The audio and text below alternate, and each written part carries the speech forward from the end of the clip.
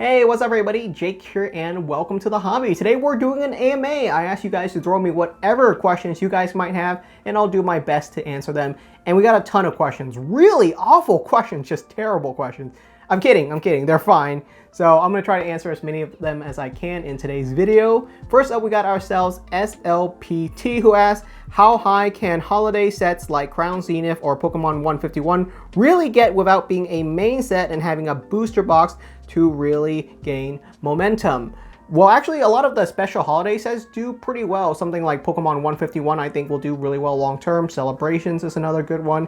Hidden Fates, Champion's Path, all of those are doing pretty well. If you go back even further back, an older special set like Pokemon Generations, which is the 20th anniversary set, it didn't come with a booster box either. It only really came with ETBs and a couple of other miscellaneous products. And the ETB is performing really well. It's doing about as well as any other sets from the same year. So yeah, really solid. I don't think there's any issues with special holiday sets or anything like that doing poorly compared to the main series sets. The main series sets, you really have to pick the best ones out because those are the ones that are gonna really outperform. So no issues with that. Next up, we got Chris who asks, will there ever be a 3D Pokemon card?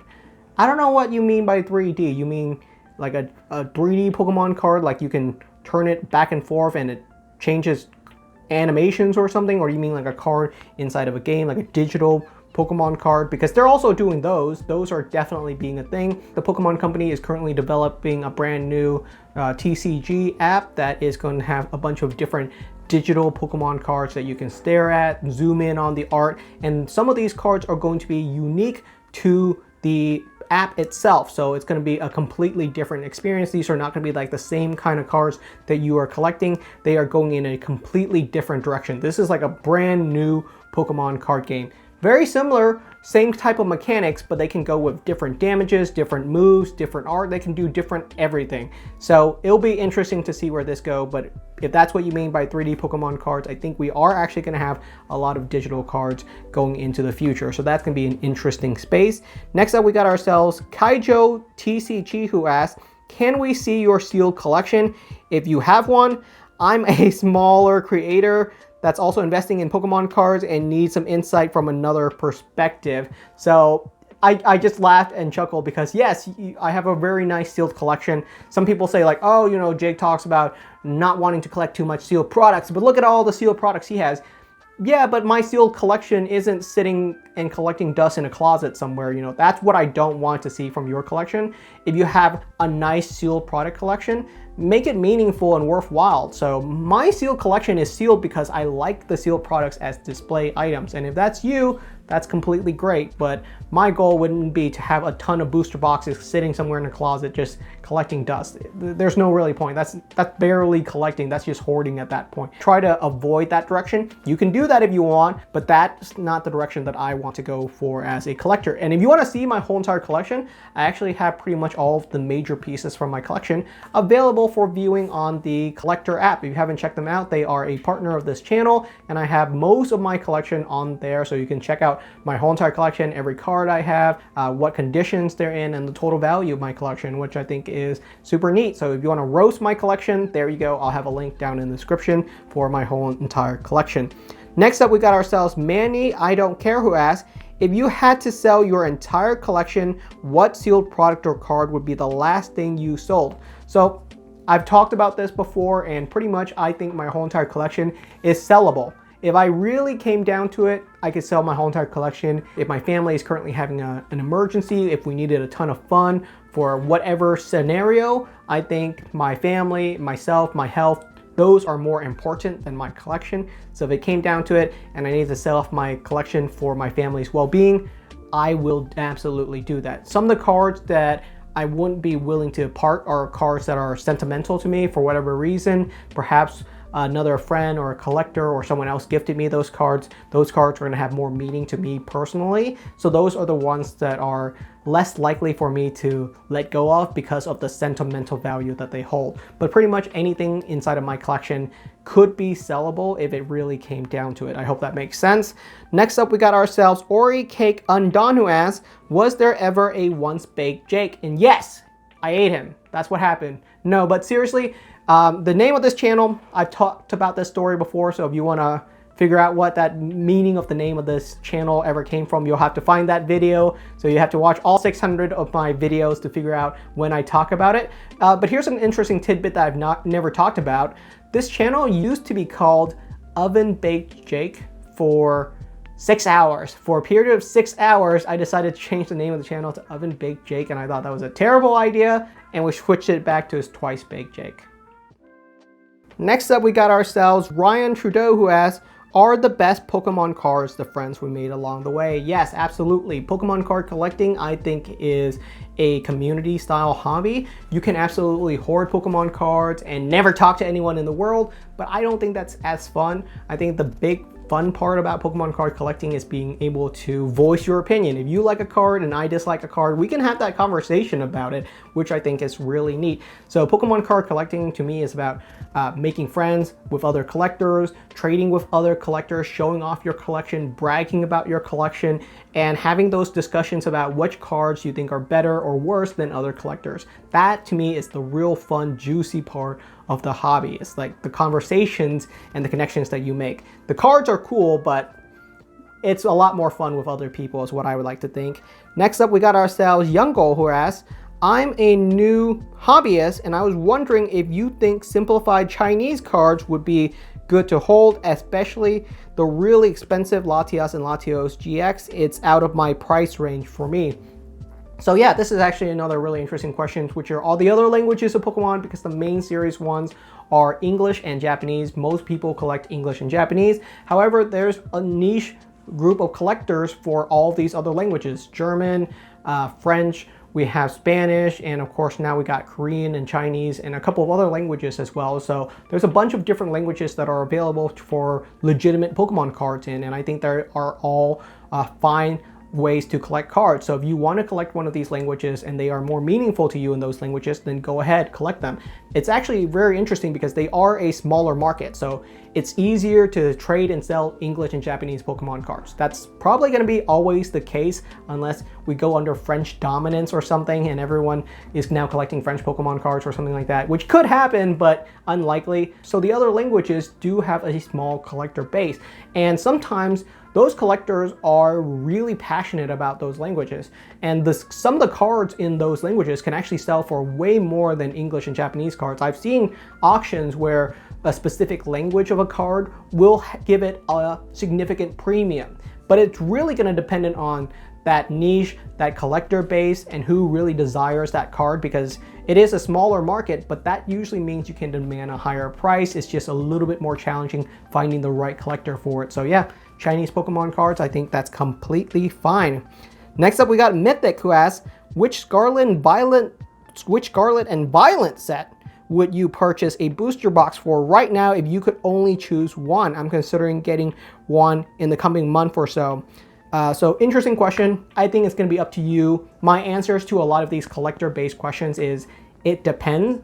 For me right now, I would personally prefer cracking open a Scarlet and Violet based booster box, and people are going to say, why would you want to do that? There's nothing good to collect in Scarlet and Violet base. The most expensive card is 30 bucks. That's not the way I see it. Those cards are collectible. They are highly valued cards. The cards like the Miriam illustration rare and the Gardevoir EX illustration rare, they're gorgeous. The reason they're cheap is because Scarlet and Violet base has an easier pull rates compared to the other sets. They kind of nuked the pull rates once they got into Paldea Evolved. Scarlet and Violet base was them experimenting with the pull rates, and they decided it was just too easy, so they moved away from that. I like the pull rates from Scarlet and Violet base because you could pull a special illustration rare inside of every single booster box. It was about 1 in 32 packs to pull a special illustration rare, so you had scenarios where you were pulling 2 special illustration rares per booster box, but you were pretty much guaranteed a special illustration rare inside of every single booster box, which I thought was really nice. I thought that was a great way to do things. In Paldea Evolved and for sets after that, you were pulling 1 special illustration rare inside of every single 100 or so booster packs. So 1 in 3 booster box, you were getting 1 special illustration rare.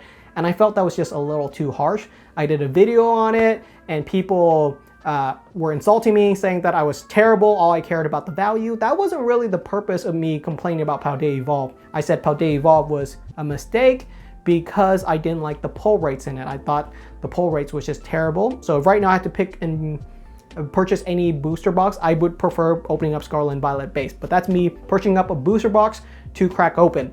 If your goal is to keep a sealed product, I would say Paldea Evolved is the clear standout favorite for long-term collectors to hold sealed for a booster box. So I gave you both options. Scarlet and Violet base is the best one to crack open, and Paldea Evolved is the best one to keep sealed.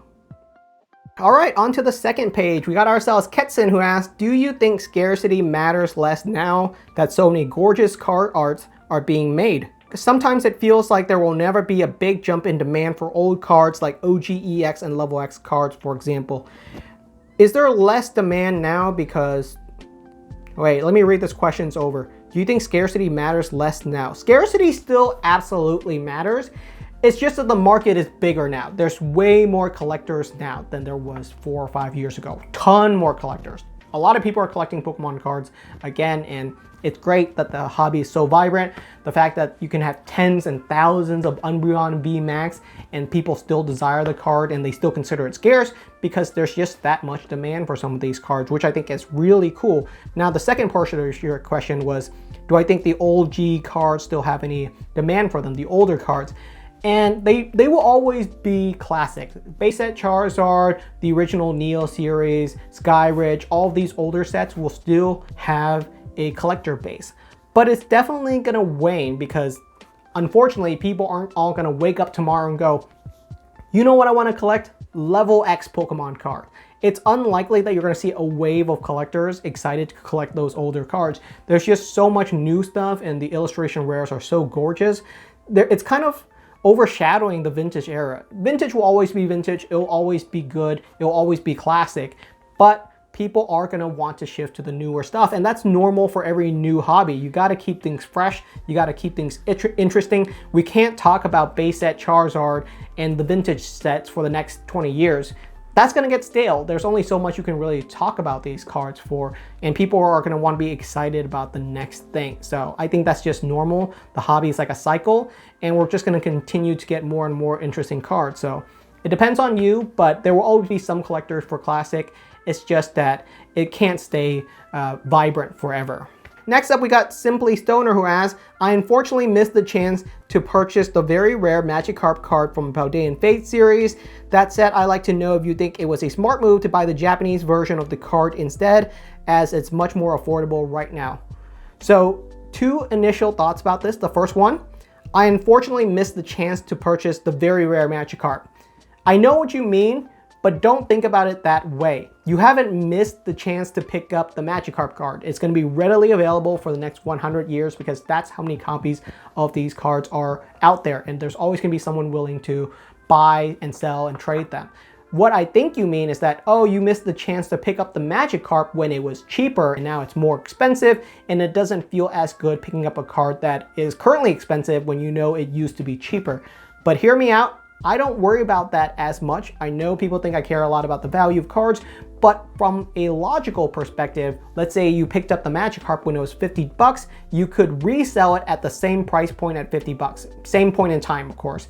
So if you pick up a Magikarp right now for $100 and the market price right now is $100, you sell it, you're getting a net neutral. What I mean is, if you bought it for $50, it's worth $50 at the time, so you really weren't missing out on anything. If you bought it for 100 bucks, it's going for 100 bucks at the time. It's a net neutral, if you see what I mean. The card was valued less then, it's valued at $100 now. So if you spend your money, you're getting the same thing. It's still valued whatever you paid for it. So that's how I look at it.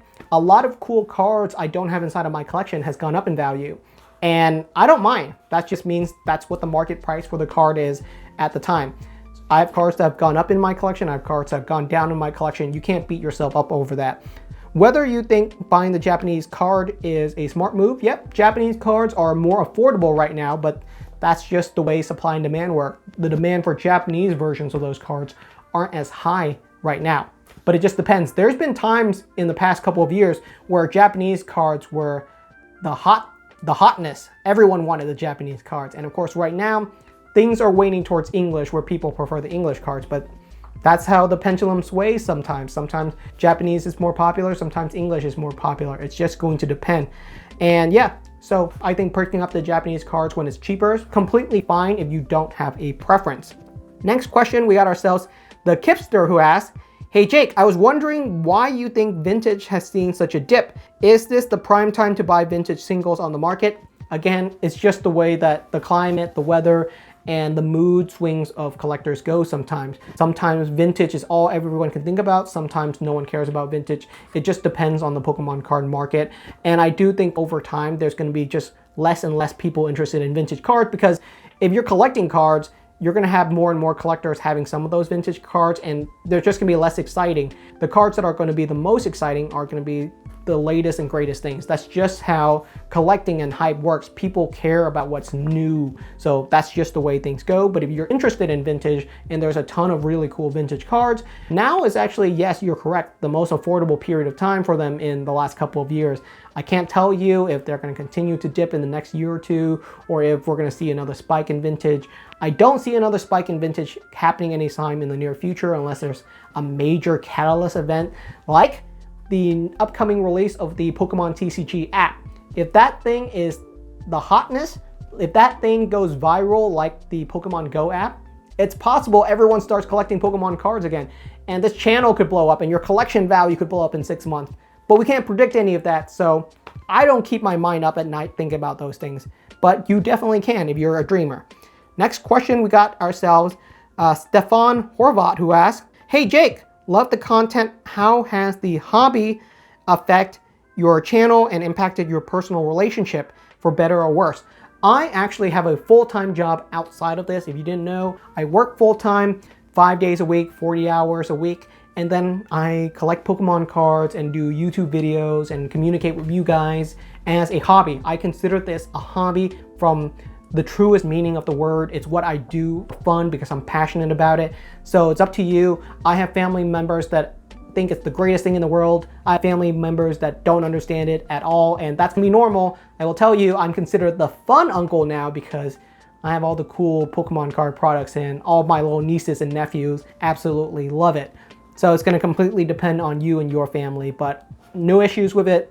My family just sees it as another passionate hobby that I happen to have. Next up, we got ourselves Market Scraper, who asks, do you personally like collecting raw or graded cards, and why?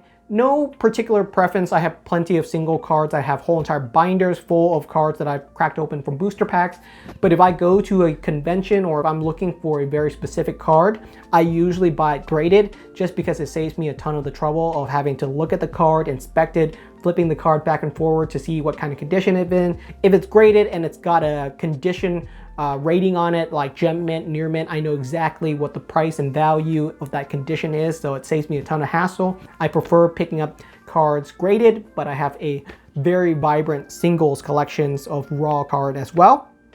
Next question up comes from JSTE75, who asks, what will stop Galurk V from mooning past Moonbreon? Absolutely nothing. Galurk V is clearly the best looking alt art inside of Evolving Skies, and nothing will stop it from taking that rightful place in the next couple of years. Who really knows? Next question comes from Alec Marquez, who asks, for someone looking to get into investing Pokemon, what is the upside / downside of selling bulk packs / boxes, unopened or ripping packs? Man, that's a lot to unpack.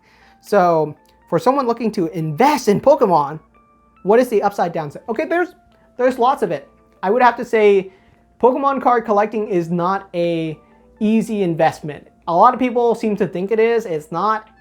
It's really not. It's a ton of work.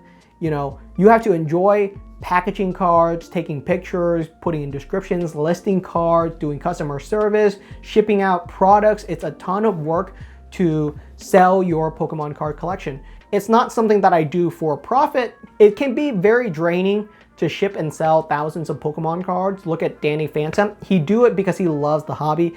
If you listen to Danny's latest videos, he's talking about the challenges of opening up a Pokemon card shop, the struggles of selling or not being able to sell just truckloads full of Pokemon cards. It absolutely happens. So the hobby is in I would say an okay spot right now, but there are plenty of hobby shops right now that are struggling to make any money from Pokemon cards.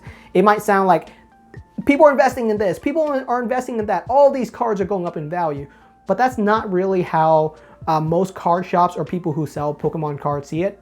they're barely making ends meet, but they do it because they like it, not because it's a get-rich-quick scheme, because this is definitely not a get-rich-quick scheme. You are not getting rich off Pokemon cards, I'll tell you that. It's going to be a ton of work, and you have to do it because you enjoy it. If you enjoy listing singles Pokemon card, be my guest. It can be fun as well. I've sold thousands of cards on TCG Player, but it's a grind. It's a ton of work, which is why I currently don't have any cards listed on TCG Player.